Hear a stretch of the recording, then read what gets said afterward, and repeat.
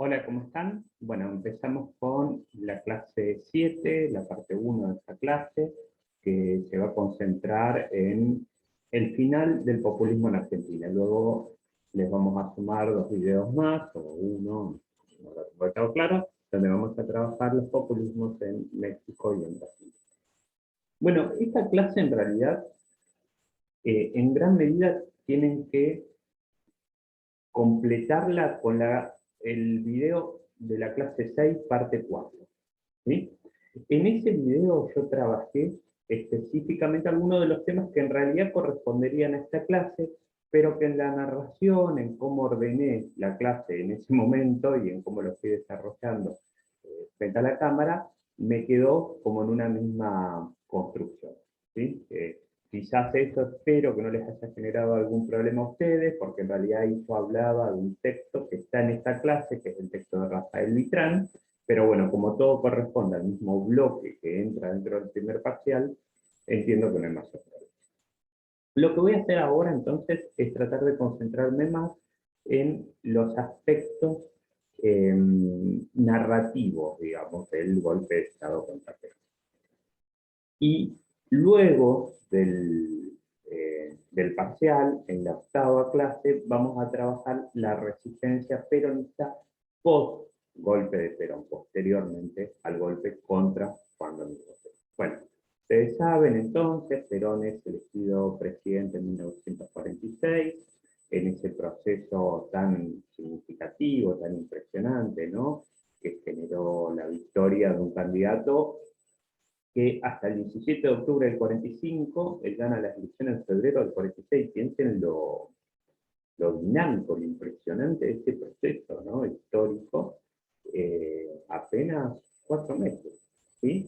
Se construye una figura nacional, una figura que ya era importante, obviamente, como Perón, pero que se termina de considerar como una figura nacional, que va por un partido nuevo, que casi no había existido en la historia, que era el Partido Laborista, construido por los dirigentes sindicales, y cuya base era fundamentalmente obrera, partido que gana las elecciones contra casi la totalidad de los partidos tradicionales unidos fundamentalmente con el discurso de que Perón representaba el fascismo, ¿sí? Representaba esas rémoras fascistas, nazis, rémoras digo porque en ese momento ya estaban derrotadas, en realidad ya estaba finalizando la Segunda Guerra Mundial. En ese sentido, entonces, es un proceso muy significativo, genera este proceso de cambios sociales, de ampliación de la ciudadanía, de mejora de los derechos políticos, de mejora especialmente de las condiciones de vida de la clase obrera. Proceso que se consolida, o en realidad que se ratifica en 1952, en la elección del 52, la primera elección presidencial en la que votan las mujeres, y que ya se había expresado con la reforma constitucional de 1949, que incluye toda una serie de derechos políticos, sociales y económicos que no existían en la Constitución de 1853 y que también incluyen, no casualmente, la posibilidad de la reelección que tampoco existía en la Constitución de 1853. ¿Sí? Esa incorporación de la posibilidad de la reelección justamente es la que permite que Perón sea reelecto en 1952 y vuelva a asumir lo que era, se suponía, otro periodo de 6 años. En esa época, antes de la reforma de 1994, los periodos presidenciales eran de 6 años, ahora son de 4. ¿Sí? Perón asume en 1952, pero asume en un momento, y esto ya lo describí en gran medida en esa fracción de la clase 6, la clase 6 parte 4, repito, en este video, asume en un momento, en 1952, donde justamente ya las condiciones excepcionales eh, a nivel internacional que habían generado un momento muy virtuoso para el crecimiento económico de Argentina, se empezaban a ver canceladas, ¿sí? Ya había terminado la Guerra Mundial hace tiempo, en el 45, pero además ya se había completado para el 52 el proceso, digamos, de reconstrucción de la destruida Europa, la Europa que había quedado destruida económica y socialmente, ya para el 52 se había recuperado, en gran medida de una enorme inversión eh, de Estados Unidos, lo que se llamó el Plan Marshall, también lo escribo mejor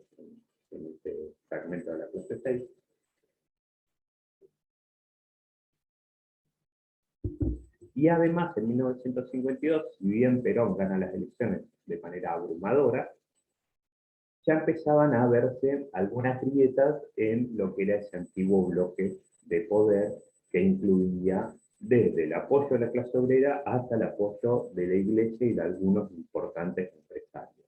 ¿Sí?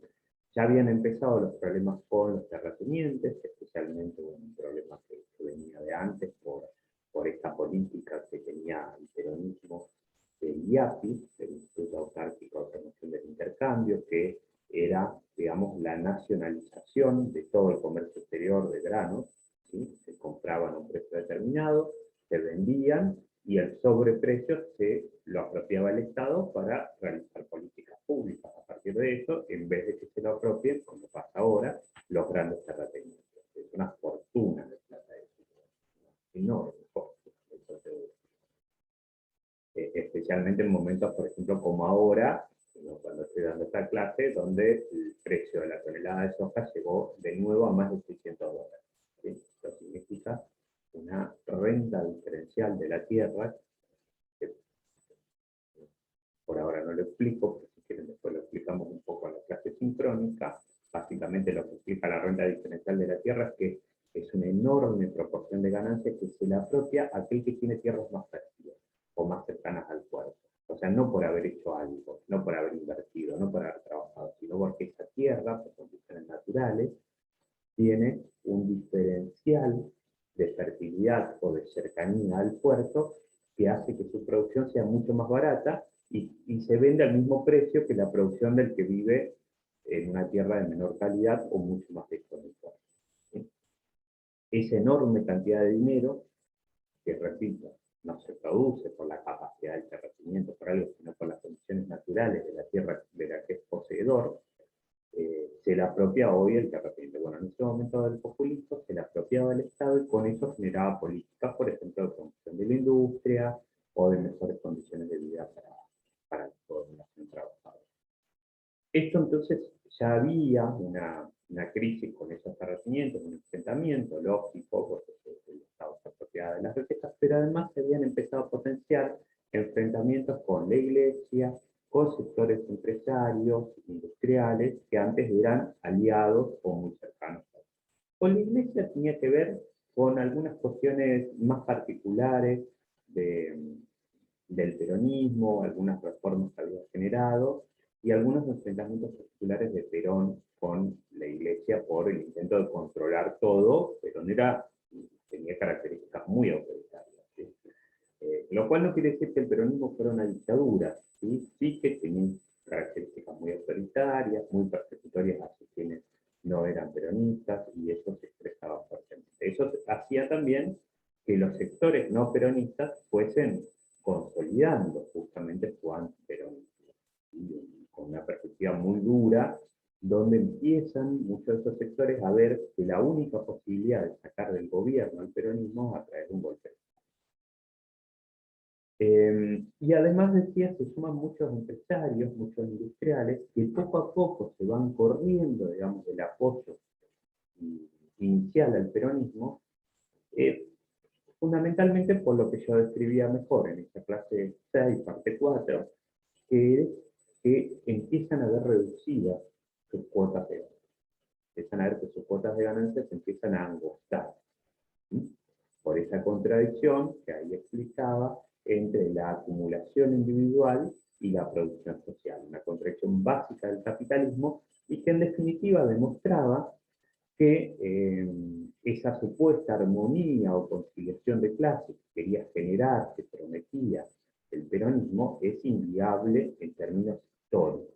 Puede ser viable en un periodo muy limitado, pero no como armonía o conciliación, sino como una especie de alianza, como decíamos, de decir, bueno, en esta coyuntura histórica, por estas condiciones internacionales y por estas condiciones locales, se hace posible que los empresarios acumulen en un momento en el que también la clase obrera mejora sus condiciones de vida.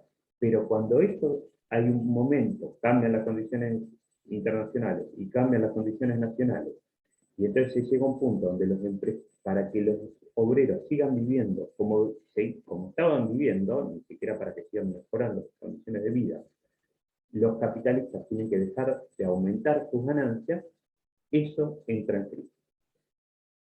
Porque no se acepta, porque no hay conciliación posible. Porque la plusvalía proviene del trabajo no pagado a los obreros. Entonces, la única forma de estos capitalistas aumentar sus ganancias es profundizar los niveles de explotación de estos obreros. Eso se empieza a evidenciar en el 52. El peronismo va buscando políticas para modificar eso, especialmente la verdad que va tomando, el peronismo en el poder, va tomando las reivindicaciones, va tratando de llevar adelante las reivindicaciones de ese sector más poderoso, de los empresarios, de los terratenientes, empieza a tratar de generar cambios en su política previa, en la política, digamos, del 46, del 47. Empieza a tratar de empezar a ajustar a la población trabajadora. El problema es que la población trabajadora no acepta el ajuste y se resiste. Eso yo les contaba, lo muestra muy bien Vitrán en ese artículo, en realidad es un libro entero, pero nosotros le damos para leer un capítulo, donde trabaja el Congreso de la Productividad, ¿sí? Que básicamente es un intento de decir a los obreros, de imponerles a los obreros con el discurso de la productividad que trabajen más a cambio del mismo sueldo, o sea, que sufran una mayor explotación, ¿sí? Que produzcan más, les dicen, ¿no? Un discurso suena lindo, pero si yo produzco más y cobro lo mismo, ¿a dónde va eso que produzco más? Al bolsillo del empresario, no al mío. Y producir más tiene un costo en mi cuerpo, tiene un costo en mis condiciones de vida, porque o trabajo más o trabajo de forma más intensa. Y eso nos cansa. Digo, se los explico así para que sea claro en términos humanos, ¿no? Eso me cansa, llego a mi casa más cansado, me produce dolores, me produce lesiones, tengo hasta más riesgo de muerte en un trabajo, los muchos trabajos que hay que lamentablemente generan accidentes laborales que terminan en la muerte o que terminan en lesiones graves. Bueno, eso es el productivo. Los obreros se niegan a esto.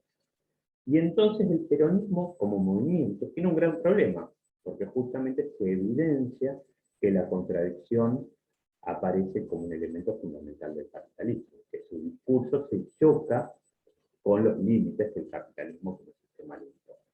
Ahí tiene que tomar una decisión.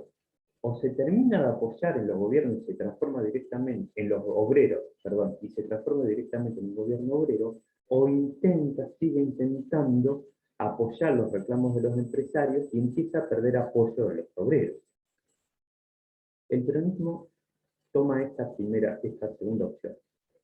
Toma los apoyos, el discurso de los empresarios, empieza a perder apoyo de los obreros, pero además por la resistencia de los obreros no logra tampoco llevar adelante los reclamos de los empresarios. Y entonces se encuentra en un punto dramático, digamos, típico de muchos gobiernos reformistas, lo vamos a seguir viendo quizás en algunos casos. Se encuentra en un punto dramático donde toma el discurso de los empresarios, de quienes son opositores a ellos, al tomar ese discurso de los empresarios, pierde el apoyo o pierde parte de los apoyos de su clase obrera, y entonces estos empresarios, que en realidad siempre lo que habían querido era cambiar ese gobierno, aliados ahora, ya en la coyuntura de crisis, a los terratenientes, que siempre lo habían querido voltear al peronismo, a la iglesia, que ahora se lo había puesto en contra, y a los otros partidos, que siempre estaban en contra, y que además al ver cómo había ganado las elecciones de 52, lamentablemente ya habían adoptado en su mayoría la perspectiva de que solo se le podía sacar al peronismo a través de un golpe de Estado, porque en elecciones no se le podía ganar, empiezan a tener posibilidades de voltearlo. ¿Por qué? Justamente porque al haber tomado este discurso empezó a perder apoyo de este lado. Se ve, ¿no? Bueno, a partir de 1955 empiezan a profundizarse las intentonas golpistas, que ya habían existido previamente, pero habían sido muy limitadas justamente porque todavía era un momento donde ese equilibrio de fuerzas estaba más planteado. No hay posibilidad de un golpe de Estado si el gobierno tiene un amplio apoyo, por más que las Fuerzas Armadas estén en contra. Para que haya un golpe de Estado, el gobierno tiene que haber perdido mucho. Bueno, esto es lo que se empieza a evidenciar en ese proceso. Pero además, los grupos golpistas realizan acciones realmente terribles.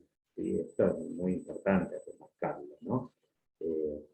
El 16 de junio de 1955, y les pido especialmente que busquen datos sobre esto, porque imagino que debe ser algo que no deben haber escuchado hablar, o miren, me interesa mucho que en la clase sincrónica charlemos que se habían escuchado hablar de esto. El 16 de junio de 1955 es bombardeada por sus tres golpistas la Plaza de Mayo de Argentina. Es un dato impresionante, ¿no? Porque es la única vez en la historia que, eh, en realidad hay una vez anterior, ¿no? En la historia que se bombardea la Plaza de Mayo, pero que todavía no existe Argentina. Es en las invasiones inglesas, la segunda invasión inglesa, la de 1807. En ese intento, ustedes saben que la primera invasión inglesa fue un grupo muy reducido, casi una partida, pero la segunda invasión inglesa fue el intento más de movilización de tropas más importante de Inglaterra, creo que en toda la primera mitad del siglo XIX. ¿Sí? Un intento real de invadir este territorio con muchas tropas, con un gran despliegue de artillería, de infantería. Y en ese caso, en 1807, se bombardea la Plaza de Mayo. Pero que todavía no era Argentina. Argentina recién, uno podría decir, se forma más o menos 1810, Revolución de Mayo, pero recién en 1816 se declara la independencia. Bueno, es complejo decir cuándo podemos empezar a hablar de Argentina, pero como mucho en 1816, y tampoco, ¿no? Bueno, todavía no nos llamábamos Argentina, eran las provincias unidas del sur, ¿sí? Pero bueno, recién siendo Argentina, se bombardea la plaza de Mayo de la plaza central, digamos, de nuestro país, donde está el poder político central, en 1955. Y no lo bombardea un ejército enemigo, lo bombardea la propia fuerza, eh, la propia Fuerzas Armadas del país, ¿no? En este caso, la aviación de Marina. Un hecho realmente impresionante, porque es el primer hecho donde se evidencia cómo para las Fuerzas Armadas argentinas había sectores del pueblo que habían pasado a ser sus enemigos. Esto se conecta con una cosa que vamos a ver luego, que es la doctrina de seguridad nacional, ¿no? Una línea que bajaba desde Estados Unidos fundamentalmente, por la cual se cambiaba la modalidad a las Fuerzas Armadas, y las Fuerzas Armadas cambiaban su concepción de que lo que tenían que hacer, que era la lógica de las Fuerzas Armadas históricamente, yo diría debería serla, que era defender a la nación o al Estado Nacional de los enemigos externos, de que les podían invadirla y demás, eso cambiaba totalmente y las Fuerzas Armadas pasaban a tener como rol central eliminar al enemigo interno. ¿Quién era el enemigo interno?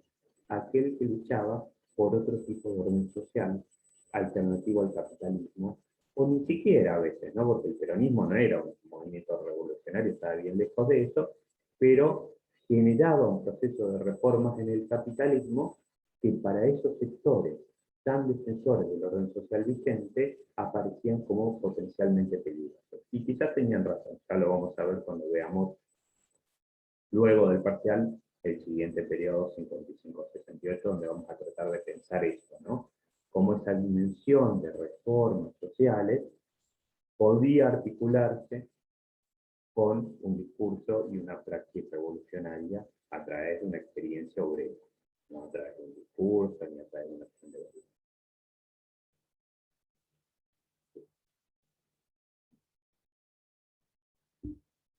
Entonces, el 16 de junio del 55 se genera ese hecho realmente macabro, el bombardeo de una plaza de Mayo que estaba llena, porque había una movilización popular.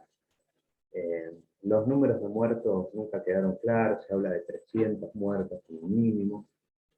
El intento era masacrar a la población que estaba movilizada, pero además aprovechar para asesinar a Perón a través del bombardeo de la Casa Rosada. No se logra esto. Y a partir de así el gobierno la verdad que queda muy herido, ¿no? Porque si bien sale con una respuesta muy fuerte, Perón habla ahí de que lanza el discurso de 5 por 1, no va a quedar ninguno, ¿no? Diciendo por cada uno nuestro que cayó, caerán 5 del otro lado. y plantea toda una línea de que van a ir a fondo, pero la realidad es que el gobierno, de nuevo, por esto de haber tomado el discurso de los que lo querían voltear y por lo tanto haber ido perdiendo el apoyo de quienes lo querían defender, había quedado muy débil. Porque además de estos sectores tan ultra, ¿no? Sectores golpistas tan ultra, generaban miedo a la población, lógicamente. ¿Sí? Nunca hay que subestimar el triste poder del terror, ¿no? Imagínense de nuevo, si ustedes sufren un bombardeo yendo a movilizarse con sus familias, ¿no? Solo 3 meses después, y habían existido varios intentos de golpe de Estado, guasonadas militares, rebeliones en el medio, finalmente el 16 de septiembre del 55 se inicia el golpe de Estado que termina siendo exitoso, ¿no? El Estado que comanda Lonardi, del que también son figuras importantes Aramburu y Rojas.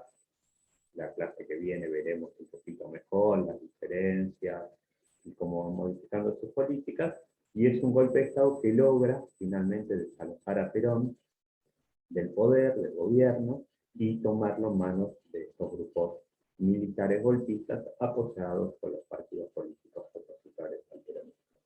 Es un golpe de Estado igual que no es fácil, o sea, no se resuelve en un día.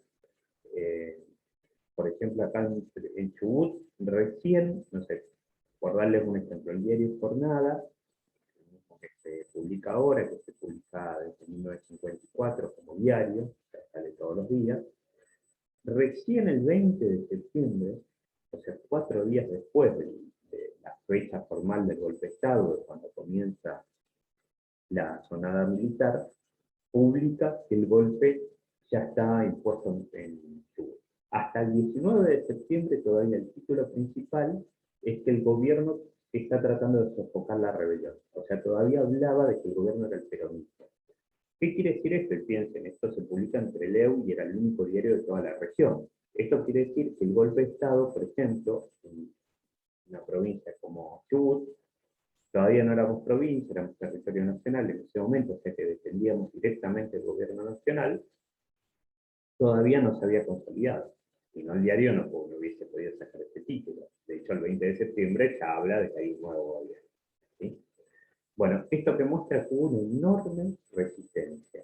Aún con esa pérdida de apoyos sociales que había tenido el peronismo, la mayoría de los sectores populares se oponían a ese golpe de Estado, cosa que evidenciaba también el por qué los sectores opositores al peronismo habían decidido dar un golpe de Estado, porque si iban a elecciones seguramente las hubiesen vuelto a perder, y eso también vuelve a mostrar, eso también se va a volver a evidenciar en todos los años posteriores, porque a partir de 1955 se inicia un periodo de 18 años donde el peronismo va a estar proscrito, prohibido en su posibilidad de presentarse a elecciones como peronista. Eso ya lo vamos a seguir viendo igual en la siguiente clase. Bueno, vamos a dejarlo acá, después vamos a completar con dos partes más, donde vamos a pensar los populismos en México y en Brasil, con ciertos elementos comparativos con Argentina. Y bueno, espero que se haya entendido y que haya quedado bien en vivo. Los saludo.